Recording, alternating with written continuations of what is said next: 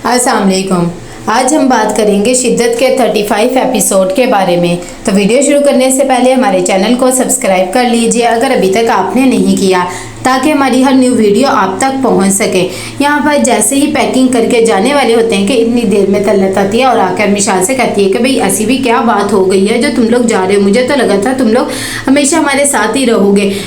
विशाल कहती है कि मुझे भी यही लगा था, लेकिन क्या करें, वैसे भी जुनेद की थोड़ी सी जॉब कहीं चेंज हो गई है, तो इसीलिए बस हम लोग जा रहे हैं और कोई बात नहीं कहती। इधर में जुनेद भी आ जाता है, वो भी बहुत ज़्यादा गुस्से में होता है और कहता है कि बस पैकिंग वगैरह होगी ना। तलत उससे भी पूछने की कोशिश करती है और कहती है कि क्या बात है, ऐसे भी कहाँ पर जॉब लग गई है जो तुम जा रहे हो? मुझे तो लगा था कि तुम यहाँ पर ही रहोगे सारी ज़िंदगी, लेकिन इतना अच्छा हमारे साथ हो गया था और तुम लोग ऐसे अचानक जा रहे। जुनेद उन्हें भी खरा सा जवाब दे देता है और कहता है कि हाँ बस क्या करें, वैसे भी यहाँ पर हमारा दाना पानी उठ गया है और आपको तो हम किराएदार थे ना, हम जब मर्जी जाए, आपको अपने घर से गर्ज होना चाहिए, हमारे से गर्ज नहीं होना चाहिए। ये बातें सुनकर वो परेशान सी हो जाती है। दूसरी तरफ असरा भी बैठी हुई परेशान होती है और कहती है कि कहीं मेरे से कुछ गलत तो नहीं हो गया है। वैसे वो दिल में सोचती है कि मैसेजेस तो मैंने खुद देखे थे, फिर मैं कैसे झुटला सकती हूँ उन सब बातों को। इतनी देर में तलत आती है और आकर कहती है कि आज तो जुनेद का मैंने एक अलग ही रूप देखा। मैं तो समझती थी ये बहुत ही अच्छा है, लेकिन ये तो भाई इतना कड़वा निकलेगा मैं सोच भी नहीं सकती थी। कैसे उसने मिशाल के सामने डांट के रख दिया है। मुझे तो लगा जरूर कोई ना कोई बात है। क्या तुम जानती हो कि कोई बात हुई है? असरा कहती कि नहीं नहीं, मुझे क्या पता लगा कौन सी बात है और कौन सी नहीं है, और वैसे भी वो नहीं यहाँ पर रहना चाहते होंगे तो इसीलिए जा रही है इतनी देर में। मिशाल एक दफ़ा तलत से मिलने आती है और कहती है कि मैं बस आपको बाय कहने आई थी। तलत कहती है कि क्या बात है, तुम इतनी अच्छी असरा की दोस्ती और इस तरह जा रही हो, मुझे समझ नहीं आ रहा। मिशाल कहती है कि बस क्या करूं, मैं दोस्ती का ही कर्ज चुका रही हूं। मैंने तो सोचा था शायद किसी की ज़िंदगी संवार दूंगी, लेकिन ये नहीं पता था कि अपनी ही ज़िंदगी को बिगाड़ कर जा रही हूँ।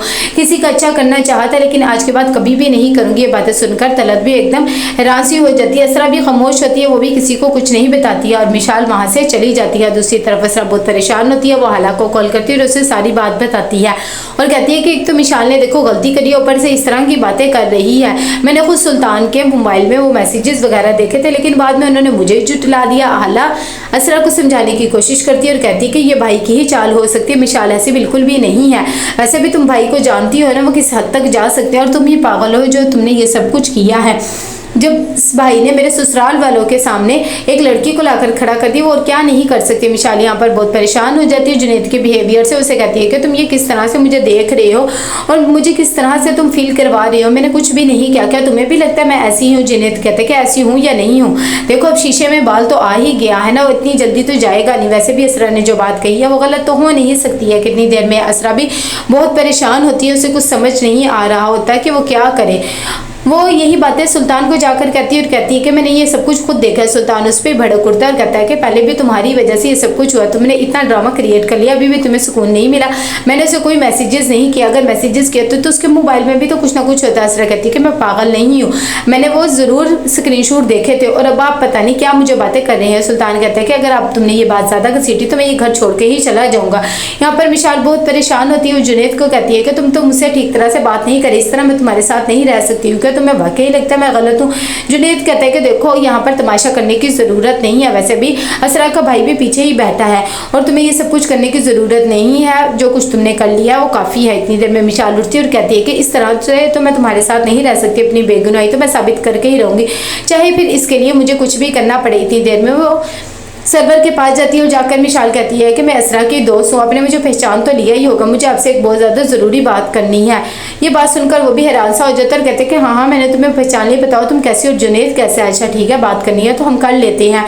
सरवर उसके साथ अलग चला जाता है। तभी मिशाल जाकर उसे सारी हकीकत बताती है और कहती है कि सुल्तान इस तरह का इंसान है, मैंने तो सिर्फ असरा की मदद करनी चाहिए थी कि चलो उसकी थोड़ी सी मदद कर लूँ, लेकिन उन्होंने तो सारी गेम मुझ पर ही डाल दिया, मेरे शोहर के सामने मुझे ही जलील करके रख दिया है और इतनी बड़ी प्लानिंग करी है।